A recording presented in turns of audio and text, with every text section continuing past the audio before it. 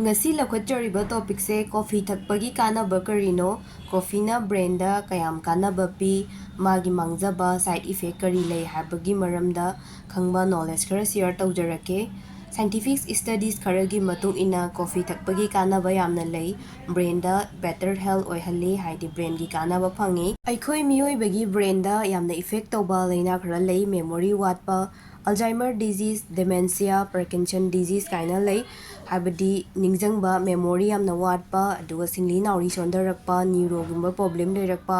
social activity gumba watpa maroina ahal yam oishalakpa miyoi singda yam tawganba laina singsida coffee na yamna kanaba pi maramdi mana short term effect pi akhoi brain sida alertness piba active oihallaga leiba pangsallaga leiba singse work khara tawhanba alertness attention gumba piba akhoi aduga sugar leiba miyoi singdasu yamna kanaba pi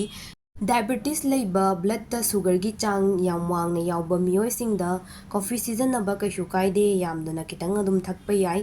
coffee thakpana akhoi gi sada yamna mood nungai hanba wakhan nungai ba happy mood elevated ohenba sigumba kaya pi Mathangda side effect coffee yamna thakpa caffeine yam thakpa miyoi singda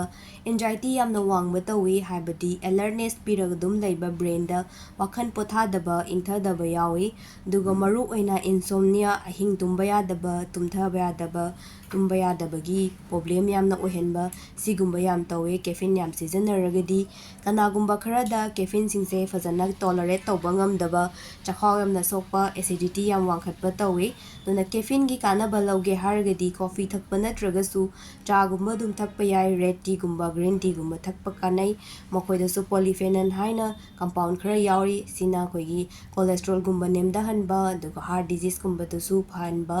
compound mayam yawe duna sigumba dum sejanaba yai maroina green tea se yamna kanai Nongmagi coffee 3-4 teaspoon spoon macha ahum mari sijanaba yai cup ani gumba dum thakpa yai coffee thakpa matamda chini mayam hapaga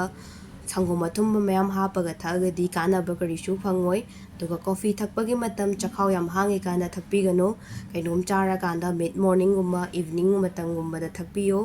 mathangda kanaba video amuk puraga lakchage mathangi video da muk thengnarasi mayam